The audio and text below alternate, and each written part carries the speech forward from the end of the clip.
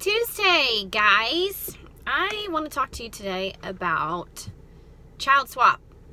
Child swap. How many of you out there know what I'm talking about? So you are a divorced family and you have every other weekend or every other week or every other 3 or 4 day schedule, and you have to swap the children. And so if you pay attention, those of you who are not divorced, you will see sometimes a child swap happening at like a Sonic or a Mapco or a Walmart. And the parents are meeting in a public place and they are swapping kids for their schedule. So I was at Sonic the other day and I love their tea. Oh my goodness, it's my weakness. And so I pulled in for a tea and I pulled in the little, slot, and then you have the menu board there. And I was so excited for my 99-cent tea in the morning because it was before 10. Push the button, I'm sitting there waiting, and all of a sudden I hear like yelling and cussing.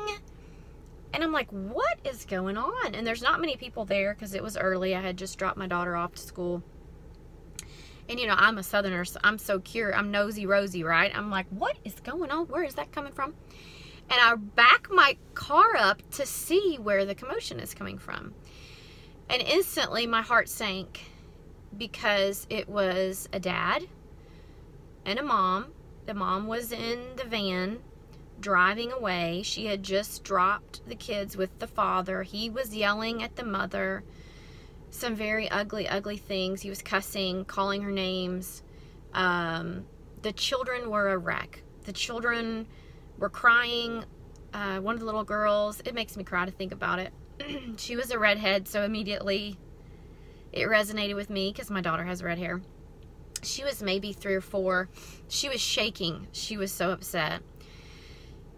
And her dad yelled at the mom, "You can't even afford the 3 you got. Now you're going to have another one." I guess she just told him that she was pregnant. I'm not sure. She peeled off. He was yelling at her about running over his foot. In his rage, he was slamming the kids into the car seats, trying to get them buckled up, yelling at the kids. It was so disturbing.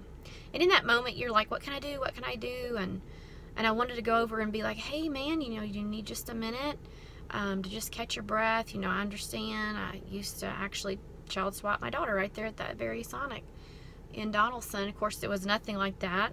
Me and my daughter's father were always extremely cordial.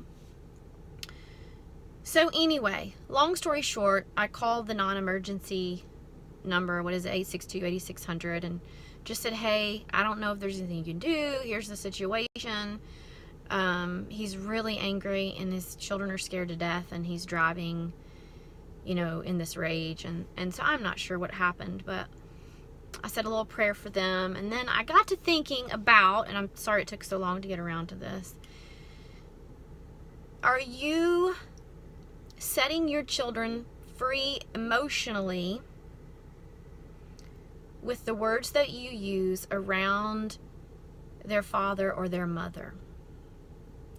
How are you talking about the father or the mother of your children? Okay, so this is directly speaking to people that are divorced, that are sharing custody. When I was getting my divorce, of course, you're in this state of just, I hate to say hatred, but you have so much anger toward the other person, bitterness, resentment. I mean, obviously, right? You're ending your marriage. And I'm sure so did he. Anger, resentment. You feel betrayed. I'm sure he felt betrayed more so than I did, obviously. And it's just an ugly time. I remember going to a counselor to specifically learn how to talk to my daughter about her dad because I was having such a hard time finding positive things to say about him. But I knew I had the wisdom from my own mother, who never, ever, ever spoke an ill word about my father, ever. And I knew how that had helped us tremendously have an awesome childhood, even though we were from a split home, in a time where not many families in the church were divorced.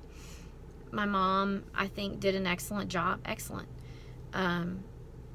of allowing us to love our dad right where he was, and vice versa, you know. So I knew there was a way, and my counselor said this. My counselor said, choose 2 or 3 things that Avery's dad does well. Okay, so she was 4 or 5 at the time.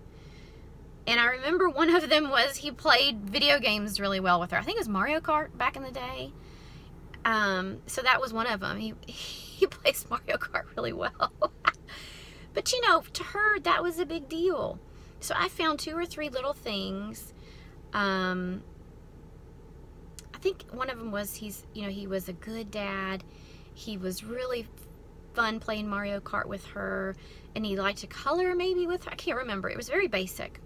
But anyway, what I'm challenging you to do from this day forward, all of you people out there that may have disgruntled bitterness, resentment toward the other party, right? Your divorced spouse. From this day forward, whenever you are with your children, around your children, on the phone, and your children are in the vicinity, I do not want you to speak one ill word, one negative word about your ex ever again. I want you to bless your ex. That sounds really weird, right? But we're going to choose different. I want you to, from this day forward, start praying for your ex. I want you to start praying for them to be prospered, for them to be blessed, for God to heal them, for God to give them the desires of their heart. I want you to start blessing your ex. Then I want you to find 2 or 3 things that it doesn't have to be complicated. It can be Mario Kart, right? That they do well in relationship to their children. And whenever your children bring up the mother or the father, you say, I know, isn't he a good dad? Isn't he great at Mario Kart? And I know what you're thinking. I know you're thinking he's not a great dad. He's not a great mom. He's da-da-da-da. Okay, that is still the mother or the father of your child. And one thing I can tell you for sure, you saying bad things about the other person is only going to damage your own relationship with your child. Give your children some credit. They're smarter than you think. They are going to figure it out on their own. They are going to figure out the kind of person their parent is on their own.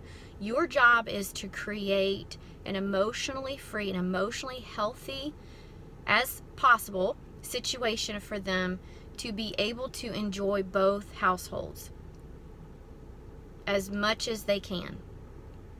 And I remember early on, Avery just, goodness, sometimes she didn't want to go. And I would just remind her, I have to share you. I have to share you. It's not fair for me to keep you all the time, you know, and Daddy loves you so much. And my goodness, if I hadn't seen you in a week, I would really be wanting to see you, right?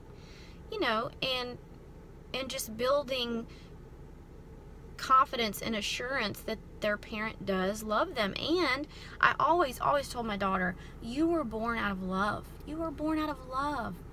Me and your dad love each other so much. We care about each other.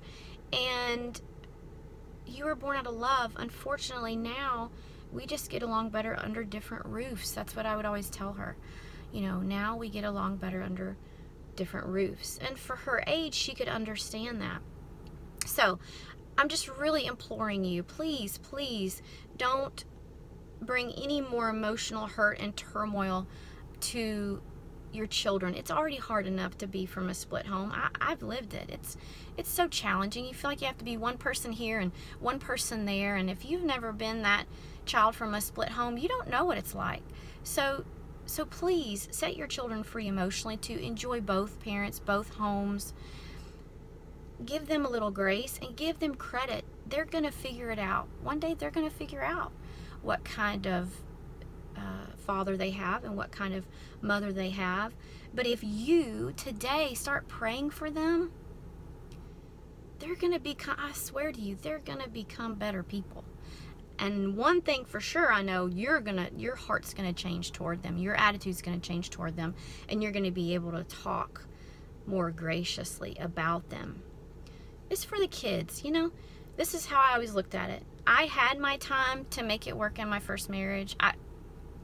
I messed it up big time. We messed it up big time. We both have owned that. Now it's about our daughter. It's not about me. It's not about her father. It's about our daughter. So it's not about you, and it's not about him or her. It's about the kids. Set your kids free emotionally. I know I sound preachy. I'm sorry. But it's just been all over me. There is a way to do divorce better. You can choose different. There is a Christian way to do divorce. That sounds terrible. But there is a loving way to do divorce. And I've seen how my daughter has thrived in her and our father always respecting each other. And if he had a crazy rule at his house, you know, I wouldn't make fun about it. I would just say, you know what, that's Daddy's house, and if that's what he wants, then you need to respect your dad, you know. And I'm sure there's a good reason for it. And here's another thing: you picked that person.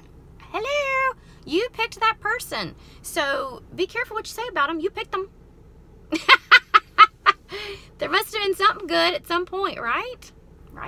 Okay, so anyway, happy Tuesday. I hope this helps somebody out there. Please share it. Bless your ex. Pray for them. Pray good things for them. Pray for them what you want in your own life. Give what you want to get. I believe in that.